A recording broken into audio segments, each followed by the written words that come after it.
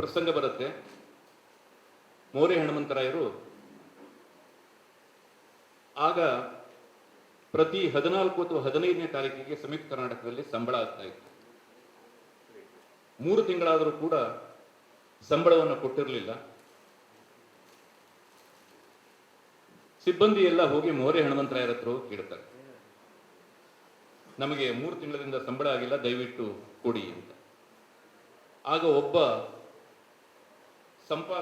ಉಪಸಂಪಾದಕರ ಸಂಬಳ 8 ರೂಪಾಯಿ ಇರುತ್ತೆ. ಅತಿ ಹೆಚ್ಚು ಅಂತಂದ್ರೆ 41 ರೂಪಾಯಿ ಇರುತ್ತೆ. ಅಷ್ಟು ಹಣವನ್ನು ಕೂಡ ಕೊಡ್ಲಿಕ್ಕೆ ಆಗ್ತಾ ಇರಲಿಲ್ಲ. ಆ ಸಂದರ್ಭದಲ್ಲಿ ಮೋರೆ ಹನುಮಂತರಾಯರು ತಮ್ಮ ಪತ್ನಿಯ ಒಂದು ಬಂಗಾರದ ಒಡವೆಯನ್ನ ತಂದು ಅದನ್ನು ಗಿರ್ವಿ ಅಂಗಡಿಯಲ್ಲಿ ಇಟ್ಟು ಮಾರಾಟ ಮಾಡಿ ಮೇಲಿಂದ ತಮ್ಮ 12 ರೂಪಾಯಿಯನ್ನು ಸೇರಿಸಿ ಆ ತಿಂಗಳ ಸಂಬಳವನ್ನು ಅವರು ಹೊಂದಿಸ್ತಾರೆ. ಅವರು ಸಂಯುಕ್ತ ಕರ್ನಾಟಕವನ್ನು ಕಟ್ಟಿದಂಥ ಒಂದು ರೀತಿ ಆ ರೀತಿಯದ್ದು.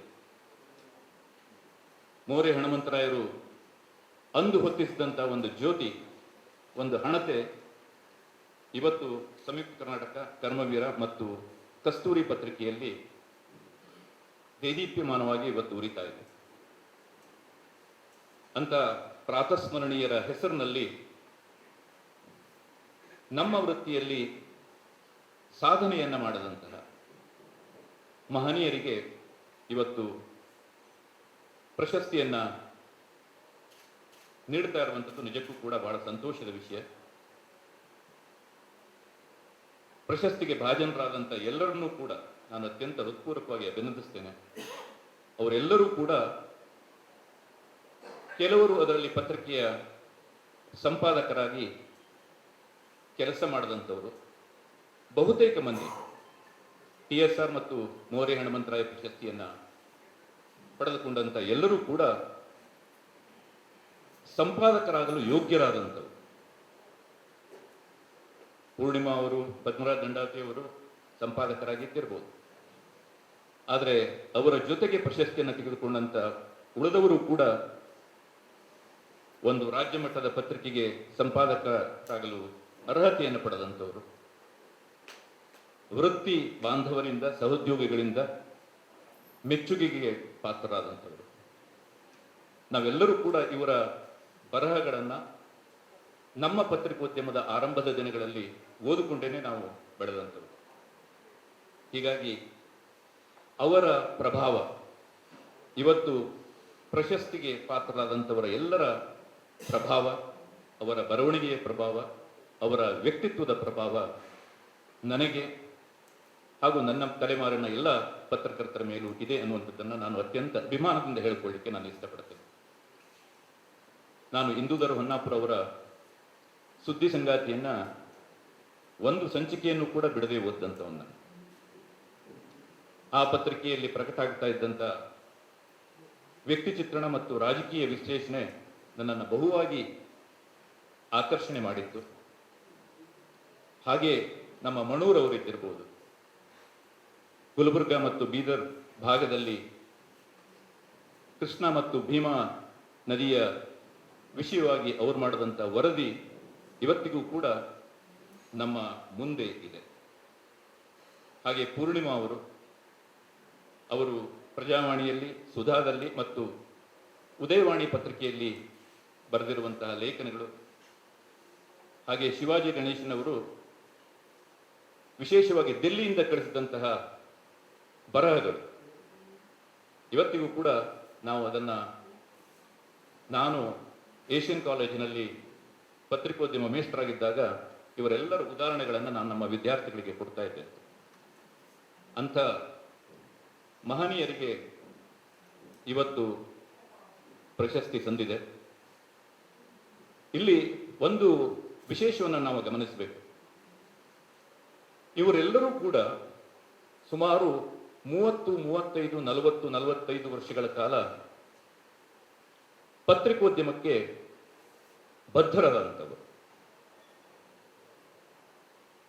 ಬಹುತೇಕ ಜನ ಒಂದು ಪತ್ರಿಕೆಗೆ ಸುಮಾರು 25 ವರ್ಷಕ್ಕಿಂತ ಹೆಚ್ಚು, 30 ವರ್ಷಕ್ಕಿಂತ ಹೆಚ್ಚು ಕೆಲಸ ಮಾಡದಂತೆ.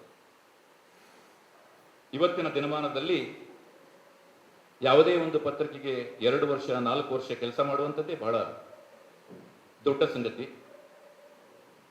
5,000 ರೂಪಾಯಿ ಜಾಸ್ತಿ ಸಂಬಳ ಕೊಟ್ಟರೆ ಪತ್ರಿಕೆಯನ್ನ ಬಿಡುವಂತಹ, ಬೇರೆ ಪತ್ರಿಕೆಯನ್ನ ಸೇರುವಂತಹ ಒಂದು ವಿಚಿತ್ರವಾದಂತಹ ಕಾಲಘಟ್ಟದಲ್ಲಿ ನಾವೆಲ್ಲ ಇರುವಂತಹ ಸಂದರ್ಭದಲ್ಲಿ ಇವರೆಲ್ಲರೂ ಕೂಡ 25-30 ವರ್ಷ, ಅದರಲ್ಲೂ ಕೂಡ ಮಣೂರವರು ನನಗೆ ತಿಳಿದ ಹಾಗೆ ಸುಮಾರು 40-45 ವರ್ಷಗಳ ಕಾಲ ಸಂಯುಕ್ತ ಕರ್ನಾಟಕದಲ್ಲಿ ಅವರು ಕೆಲಸ ಮಾಡಿದಂಥದ್ದು. ಅಂದ್ರೆ ಇದರಲ್ಲಿ ವೃತ್ತಿ ಬದ್ಧತೆ ಮತ್ತು ಪತ್ರಿಕಾ ಬದ್ಧತೆ, ಸಂಸ್ಥೆಗೆ ತೋರುವಂತಹ ಒಂದು ಬದ್ಧತೆ, ಇದನ್ನು ಕೂಡ ನಾವು ಇದರಲ್ಲಿ ಗಮನಿಸಬಹುದು. ಪ್ರಾಯಶಃ ಇವರು ಹಾಕಿಕೊಟ್ಟಂತಹ ಒಂದು ಮೇಲ್ಪಂಕ್ತಿ ನಮ್ಮ ಈ ಪೀಳಿಗೆಯ ಪತ್ರಕರ್ತರಿಗೆ ಒಂದು ತೋರು ದೀಪ ಆಗತ್ತೆ ಅಂತ ಹೇಳಿ ನಾನು ಭಾವಿಸ್ತೇನೆ. ಕೊನೆಗೂ 5 ವರ್ಷಗಳ ಪ್ರಶಸ್ತಿಯನ್ನು ಘೋಷಣೆ ಮಾಡಿದೆ. ಇದೇನು ಒಳ್ಳೆಯ ಬೆಳವಣಿಗೆ ಅಲ್ಲ ಅಂತ. ಮೊಹರೆ ಹನುಮಂತರಾಯ ಪ್ರಶಸ್ತಿಗೆ ಮತ್ತು TSR ಪ್ರಶಸ್ತಿಗೆ ಅದರದ್ದೇ ಆದಂತಹ ಒಂದು ಘನತೆ ಇದೆ. ನನ್ನ ದೃಷ್ಟಿಯಲ್ಲಿ ಇದು ಕನ್ನಡ ಪತ್ರಿಕೋದ್ಯಮದ ಒಂದು ಪುಲಿಟ್ಜರ್ ಅವಾರ್ಡ್ ಇದ್ದ ಹಾಗೆ. ಹೇಗೆ ಅಂತಾರಾಷ್ಟ್ರೀಯ ಪತ್ರಿಕೋದ್ಯಮದಲ್ಲಿ ಅತ್ಯುತ್ತಮ ಮತ್ತು ಉತ್ಕೃಷ್ಟ ಸಾಧನೆಯನ್ನ ಮಾಡಿದಂತಹ ಪತ್ರಕರ್ತರಿಗೆ ಜೋಸೆಫ್ ಪುಲಿಟ್ಜರ್ ಪ್ರಶಸ್ತಿಯನ್ನು ಕೊಟ್ಟು ಹೇಗೆ ಗೌರವವನ್ನು ಮಾಡ್ತಾರೋ, ಕನ್ನಡ ಪತ್ರಿಕೋದ್ಯಮದಲ್ಲಿ ಅಸಾಧಾರಣ ಸಾಧನೆಯನ್ನ ಮಾಡಿದಂಥವರಿಗೆ TSR ಮತ್ತು ಮೊಹರೆಯವರ ಹೆಸರಿನಲ್ಲಿ ಪ್ರಶಸ್ತಿಯನ್ನು ಕೊಡಮಾಡಲಾಗುತ್ತೆ. ಪ್ರತಿ ವರ್ಷ ಪುಲಿಟ್ಜರ್ ಪ್ರಶಸ್ತಿ ಇದೇ ದಿನಕ್ಕೇನೆ ಪ್ರಕಟ ಆಗುತ್ತೆ, ನೊಬೆಲ್ ಪ್ರಶಸ್ತಿ ಘೋಷಣೆ ಆದ ರೀತಿಯಲ್ಲೇನೆ. ಅಲ್ಲಿ ಒಂದು ದಿವಸವೂ ಕೂಡ ತಡ ಆಗೋದಿಲ್ಲ. ಆದರೆ ಒಂದು ಪ್ರಶಸ್ತಿಯನ್ನ ಹೀಗೆ ಸಾರಾ ಸಗಟಾಗಿ 5 ವರ್ಷದ ಈ ರೀತಿಯಾಗಿ ಘೋಷಣೆ ಮಾಡುವಂಥದ್ದು ನಿಜಕ್ಕೂ ಕೂಡ ಆ ಪ್ರಶಸ್ತಿಗೆ ಎಲ್ಲೋ ಒಂದು ರೀತಿಯಲ್ಲಿ ಕುಂದುಂಟಾಗತ್ತೆ ಅಂತೇಳಿ ನನಗನ್ಸುತ್ತೆ.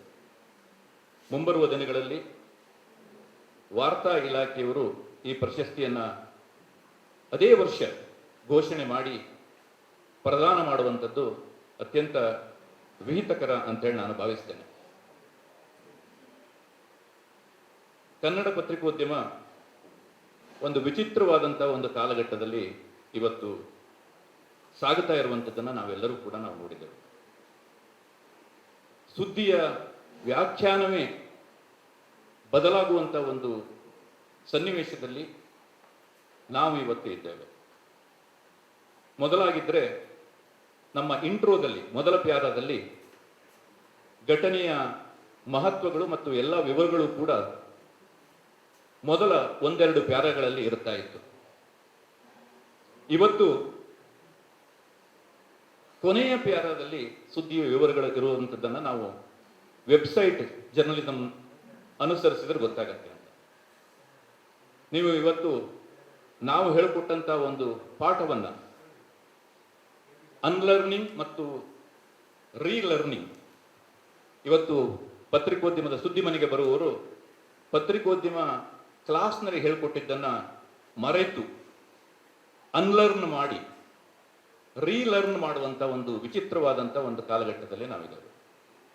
ನೀವು ಯಾವುದೇ ಒಂದು ವೆಬ್ಸೈಟಿಗೆ ಸೇರಿಕೊಂಡ್ರೆ ನೀವು ಅಲ್ಲಿ ಮೊದಲ 10 ಪ್ಯಾರವನ್ನ ಓದುಗರ ಆಸಕ್ತಿಯನ್ನ ಅಷ್ಟೇ ಇಟ್ಟುಕೊಂಡು ಕೊನೆಯ 2 ಪ್ಯಾರಗಳಲ್ಲಿ ಘಟನೆಯ ಮಹತ್ವವನ್ನು ಬರೆಯುವಂಥ ಒಂದು ವಿಚಿತ್ರವಾದಂಥ ಸುದ್ದಿ ಬರಹ ಕ್ರಮ ಇವತ್ತು ಜಾರಿಯಲ್ಲಿದೆ.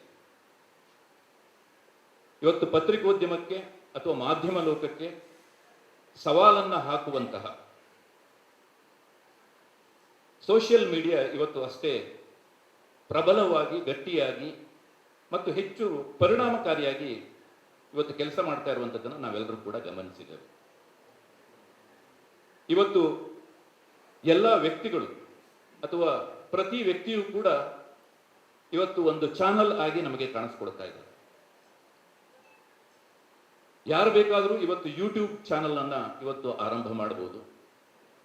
ಒಬ್ಬ ಪತ್ರಕರ್ತ ಒಬ್ಬ ಚಾನಲ್ ಆಗಿ ಕಾಣಿಸಿಕೊಳ್ಳುವಂತಹ ಒಂದು ಪರಿಸ್ಥಿತಿ ನಮ್ಮ ಮುಂದೆ ಇದೆ. ಪತ್ರಕರ್ತರ ಭಾಷೆ ಬದಲಾಗ್ತಾ ಇದೆ, ಅಥವಾ ಭಾಷೆಗೆ ಮಹತ್ವವನ್ನು ಕೊಡುವಂಥದ್ದು ಕಡಿಮೆ ಆಗ್ತಾ ಇದೆ. ಕೆಲವು ಹಿರಿಯ ಪತ್ರಕರ್ತರೇ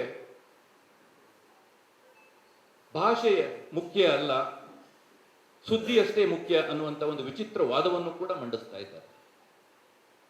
ನೀವು ಭಾಷೆಗೆ ಮಹತ್ವ ಕೊಡುವಂಥದ್ದು ಕೆಲ ಜಾತಿಯವರು ಪತ್ರಿಕೋದ್ಯಮಕ್ಕೆ ಬರಬಾರದು ಅನ್ನುವಂಥ ಒಂದು ಕಾರಣಕ್ಕಾಗಿ ಆ ನಿಯಮವನ್ನು ರೂಪಿಸಿದ್ದಾರೆ. ಅದರ ಪತ್ರಕರ್ತರಿಗೆ ಭಾಷೆ ಮಹತ್ವದ್ದಲ್ಲ, ಸುದ್ದಿಯನ್ನು ಗ್ರಹಿಸುವಂಥ ಗುಣ ಅಷ್ಟೇ ಮಹತ್ವದ್ದು ಅನ್ನುವಂಥ ವಿಚಿತ್ರವಾದಂಥ ಒಂದು ವಾದವನ್ನು ಕೂಡ ಮಂಡಿಸ್ತಾ ಇದ್ದಾರೆ.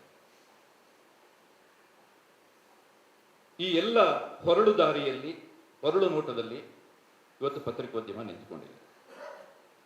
ಇಂಥ ಸಂದರ್ಭದಲ್ಲಿ ಪ್ರಾಯಶಃ ಇವತ್ತು ಪ್ರಶಸ್ತಿಗೆ ಪಾತ್ರರಾದಂಥವರು ನಮ್ಮೆಲ್ಲ ಹಿರಿಯ ಪತ್ರಕರ್ತರು ವೃತ್ತಿ ಬಾಂಧವರ ಮೇಲೆ, ವೃತ್ತಿ ನಿರತರ ಮೇಲೆ ಪ್ರಭಾವವನ್ನು ಬೀರುವಂಥದ್ದು, ವೃತ್ತಿಯ ಧೋರಣೆಗಳ ಬಗ್ಗೆ ಮಾರ್ಗದರ್ಶನವನ್ನು ನೀಡುವಂಥದ್ದು ಅತ್ಯಂತ ಅಗತ್ಯ ಇದೆ ಅಂತ ನಾನು ಅಂದ್ಕೊಳ್ತೇನೆ. ನಾನು ಕಿರಣ್ ಕುಮಾರ್ ಅವ್ರ ಹತ್ರ ಮಾತಾಡ್ತಾ ಇದ್ದೆ.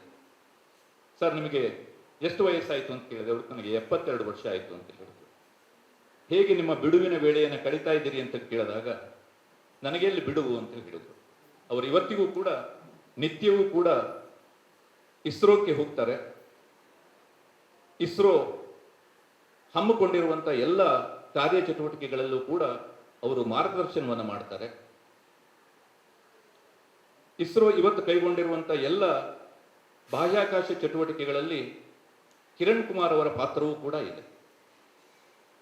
ನಾನು ಹಾಗಿದ್ರೆ ಕೇಳಿದೆ ಅವರ ಹತ್ರ, ಬಹುಶಃ ನೀವು ಅಧ್ಯಕ್ಷರಾಗಿದ್ದಾಗ ಎಷ್ಟು ನೀವು ಕ್ರಿಯಾಶೀಲರಾಗಿದ್ರು ಅದಕ್ಕಿಂತ ಜಾಸ್ತಿ ಇರಬೇಕು ಅಂತ. ಅವ್ರು ಹೌದು ಅಂತ ಹೇಳಿದರು. ಅಷ್ಟೇ, ಅವರು ಪ್ರವಾಸವನ್ನು ಕೂಡ ಮಾಡ್ತಾರೆ ಕೆಲಸಕ್ಕೆ ಸಂಬಂಧ. ನಾನು ನಮ್ಮ ಪ್ರಶಸ್ತಿಗೆ ಪುರಸ್ಕೃತರಾದಂಥ ಎಲ್ಲ ಹಿರಿಯ ಪತ್ರಕರ್ತರನ್ನ ಕೇಳ್ಕೊಳ್ತೇನೆ, ದಯವಿಟ್ಟು ನೀವು ನಿವೃತ್ತರಾಗಿ ಮನೆಯಲ್ಲಿ ಇರಬೇಡಿ. ನಿಮ್ಮ ಮಾರ್ಗದರ್ಶನ ನಮಗೆ ಇವತ್ತು ಹಿಂದೆಂದಿಗಿಂತಲೂ ಹೆಚ್ಚಿದೆ. ನಿವೃತ್ತರಾದವರು ಮತ್ತು ಈಗ ವೃತ್ತಿಯಲ್ಲಿ ಇರುವವರ ಮಧ್ಯೆ ಒಂದು ಬಹಳ ದೊಡ್ಡ ಕಂದಕ ಇದೆ, ಒಂದು ಬಿರುಕಿದೆ, ಒಂದು ಅಂತರ ಇದೆ. ನೀವು ಕುಳಿತುಕೊಂಡು ಪತ್ರಿಕೆಯಲ್ಲಿ ಬರುವ ದೋಷಗಳ ಬಗ್ಗೆ ನೀವು ಅಸಮಾಧಾನವನ್ನು ವ್ಯಕ್ತಪಡಿಸುವುದರ ಬದಲು ಬಹುಶಃ ಕಾರ್ಯನಿರತ ಪತ್ರಕರ್ತರ ಸಂಘ ಮತ್ತು ಪ್ರೆಸ್ ಕ್ಲಬ್ ಇದಕ್ಕೆ ಒಂದು ಸೇತುವೆಯಾಗಿ ಕೆಲಸ ಮಾಡಬೇಕು ಅಂತೇಳಿ ನಾನು ಅಂದುಕೊಳ್ತೇನೆ. ಹಿರಿಯ ಪತ್ರಕರ್ತರ ಸೇವೆಯನ್ನು ಹೇಗೆ ಪರಿಣಾಮಕಾರಿಯಾಗಿ ಮತ್ತು ಸಮರ್ಥವಾಗಿ ಬಳಸ್ಕೊಳ್ಬಹುದು ಮತ್ತು ಬಳಸ್ಕೊಳ್ಬೇಕು ಅನ್ನುವಂಥದ್ರ ಬಗ್ಗೆ ನಮ್ಮ ಈ ಎರಡು ಸಂಘಟನೆಗಳು ಒಂದು ಕಾರ್ಯಕ್ರಮವನ್ನು ಹಮ್ಮಿಕೊಂಡು ನಮ್ಮ ವೃತ್ತಿಯ ಘನತೆಯನ್ನು ಇನ್ನಷ್ಟು ಹೆಚ್ಚಿಸಲಿಕ್ಕೆ, ವೃತ್ತಿಪರತೆಯನ್ನು ಇನ್ನಷ್ಟು ಹೆಚ್ಚಿಸಲಿಕ್ಕೆ ಕಾರ್ಯೋನ್ಮುಖ ಆಗಬೇಕು ಅಂತೇಳಿ ನಾನು ಬಲವಾಗಿ ಪ್ರತಿಪಾದಿಸ್ತೇನೆ. ಹೀಗಾಗಿ ಅಂತಹ ಯಾವುದೇ ಒಂದು ಹುಡುಗಾಟಿಕೆಯನ್ನು ಮಾಡದೆ ಇರಲಿಕ್ಕೆ ಇವರು ಹಾಕಿಕೊಟ್ಟಂಥ ಮೇಲ್ಪಂಕ್ತಿಗಳೇ ನಮ್ಮ ಕರ್ನಾಟಕ ಮಾಧ್ಯಮ ಅಕಾಡೆಮಿ ಅಧ್ಯಕ್ಷರು ಮತ್ತು ಸದಸ್ಯರಿಗೂ ಕೂಡ ಅಭಿನಂದನೆಯನ್ನು ಹಮ್ಮಿಕೊಂಡಿರುವಂಥದ್ದು ಅತ್ಯಂತ ಸಾಮಯಿಕ ಅಂತ ನಾನು ಭಾವಿಸ್ತೇನೆ. ಕರ್ನಾಟಕ ಮಾಧ್ಯಮ ಅಕಾಡೆಮಿ ನಿಜಕ್ಕೂ ಕೂಡ ಕನ್ನಡ ಪತ್ರಿಕೋದ್ಯಮದ ಒಂದು ವೃತ್ತಿಗೆ ಮತ್ತು ವೃತ್ತಿ ಮಾರ್ಗದರ್ಶನಕ್ಕೆ, ಕಲಿಕೆಗೆ, ತರಬೇತಿಗೆ ಮೀಸಲಾದಂಥ ಒಂದು ಅಕಾಡೆಮಿ, ಒಂದು ಸಂಸ್ಥೆ. ಆದರೆ ಇತ್ತೀಚಿನ ದಿನಗಳಲ್ಲಿ ಅಕಾಡೆಮಿ ಕೇವಲ ಪ್ರಶಸ್ತಿ ಕೊಡೋದಕ್ಕಷ್ಟೇ ಸೀಮಿತ ಆಗಿದೆ ಅನ್ನುವಂಥ ನನ್ನ ಒಂದು ಆತಂಕ. ಕೇಳಿದರೆ ದುಡ್ಡಿಲ್ಲ ಅನ್ನುವಂಥದ್ದು ಒಂದು ಸಾಮಾನ್ಯವಾದಂಥ ಒಂದು ಉತ್ತರ. ಮಾಧ್ಯಮ ಅಕಾಡೆಮಿಯಲ್ಲಿ ಇದ್ದಂಥವರು ಅಥವಾ ಅಧ್ಯಕ್ಷರಾದಂಥವರು ಸಾಮಾನ್ಯವಾಗಿ ಮುಖ್ಯಮಂತ್ರಿಗಳಿಗೆ ಮತ್ತು ಸರ್ಕಾರಕ್ಕೆ ಹತ್ತಿರದವರೇ ಆಗಿರ್ತಾರೆ. ಹೀಗಾಗಿ ಮಾಧ್ಯಮ ಅಕಾಡೆಮಿಯ ಚಟುವಟಿಕೆಗಳಿಗೆ ಸರ್ಕಾರದಿಂದ ಹಣ ಪಡೆಯುವಂಥದ್ದು ಬಹಳ ದೊಡ್ಡ ಕೆಲಸವೇನೋ ಆಗಲಾರದು. ನನಗೆ ತಿಳಿದ ಹಾಗೆ ಇತ್ತೀಚಿನ ವರ್ಷಗಳಲ್ಲಿ, ಕಳೆದ 5-6 ವರ್ಷಗಳಲ್ಲಿ, ಕೋವಿಡ್ ಅನ್ನು ಬಿಟ್ಬಿಡಿ, ಇತ್ತೀಚಿನ ವರ್ಷಗಳಲ್ಲಿ ಮಾಧ್ಯಮ ಅಕಾಡೆಮಿಯಿಂದ ಅಂತ ಮಹತ್ತರವಾದಂತಹ ವೃತ್ತಿಯಲ್ಲಿ ನಿರತರಾದಂಥವರಿಗೆ ತರಬೇತಿ ಕೊಡುವಂತಹ ಯಾವುದೇ ಕೆಲಸಗಳು ನಡೆದಿದ್ದು ನನಗಂತೂ ಗೊತ್ತಿಲ್ಲ, ಅಥವಾ ನಡೆದಿದ್ದರೆ ಅಷ್ಟರ ಮಟ್ಟಿಗೆ ಅಜ್ಞಾನ ನನ್ನನ್ನು ಕಾಡ್ತಾ ಇದ್ದಿರ್ಬೋದು. ಮುಂಬರುವ ದಿನಗಳಲ್ಲಿ ಮಾಧ್ಯಮ ಅಕಾಡೆಮಿ ಮತ್ತಷ್ಟು ಸಕ್ರಿಯವಾಗಿ ಕೆಲಸ ಮಾಡಲಿ. ಅದಕ್ಕೆ ಆಯೇಷಾ ಖಾನೂಮ್ ಅವರು ಕೂಡ, ಅವರ ನೇತೃತ್ವವು ಕೂಡ ಸಿಕ್ಕಿದೆ. ಮೊದಲ ಬಾರಿಗೆ ಮಹಿಳೆಯೊಬ್ಬರು ಅಕಾಡೆಮಿಯ ಅಧ್ಯಕ್ಷರಾಗಿರುವಂಥದ್ದು ಕೂಡ ಶ್ಲಾಘನೀಯ. ನಾನು ಆ ಎಲ್ಲ ಅಧ್ಯಕ್ಷರಿಗೆ ಮತ್ತು ಸದಸ್ಯರಿಗೂ ಕೂಡ ಈ ಸಂದರ್ಭದಲ್ಲಿ ಅಭಿನಂದನೆಗಳನ್ನು ಹೇಳ್ತಾ, ಇವತ್ತಿನ ಕಾರ್ಯಕ್ರಮಕ್ಕೆ ಅತ್ಯಂತ ಸೂಕ್ಷ್ಮವಾಗಿ ನೀವು ಯೋಚನೆ ಮಾಡಿದಿರಿ ಅಂತ ಗೊತ್ತಾಗುತ್ತೆ. ಕಿರಣ್ ಕುಮಾರ್ ಅವರನ್ನ ನೀವು ಆಯ್ಕೆ ಮಾಡಿದಿರಿ.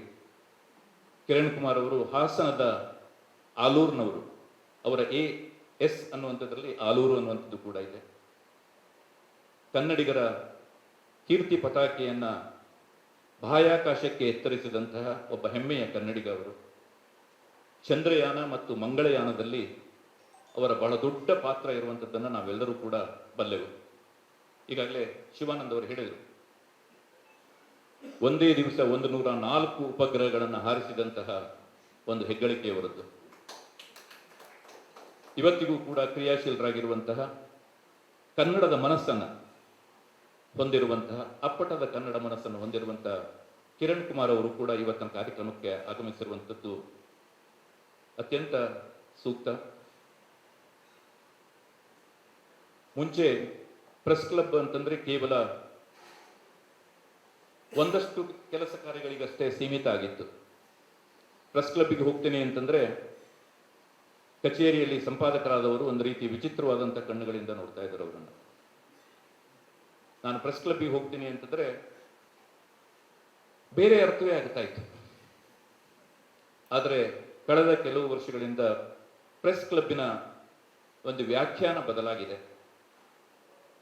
ಇಲ್ಲಿ ಸಂಭಾವಿತ ಪತ್ರಕರ್ತರು, ಸಭ್ಯ ಪತ್ರಕರ್ತರು ಎಲ್ಲರೂ ಕೂಡ ಹೋಗಬಹುದಾಗಿದೆ ಇವತ್ತು ಪ್ರೆಸ್ ಕ್ಲಬ್ಗೆ. ಯಾರೂ ಕೂಡ ನಿಮ್ಮನ್ನ ತಪ್ಪು ತಿಳ್ಕೊಳ್ಳೋದಿಲ್ಲ. ಹಾಗೆ KUWJ ಕೂಡ ಶಿವಾನಂದ್ ತಗಡೂರ್ ಅವರ ನೇತೃತ್ವವನ್ನು ಪಡೆದ ನಂತರ ಪ್ರಾಯಶಃ KUWJಯ ಇತಿಹಾಸದಲ್ಲೇ ಯಾರೂ ಮಾಡದೇ ಇರುವಂತಹ, ಊಹಿಸದೇ ಇರುವಂತಹ ಕೆಲವೊಂದು ಒಳ್ಳೆಯ ಕೆಲಸಗಳನ್ನು ಮಾಡ್ತಾ ಇದ್ದಾರೆ.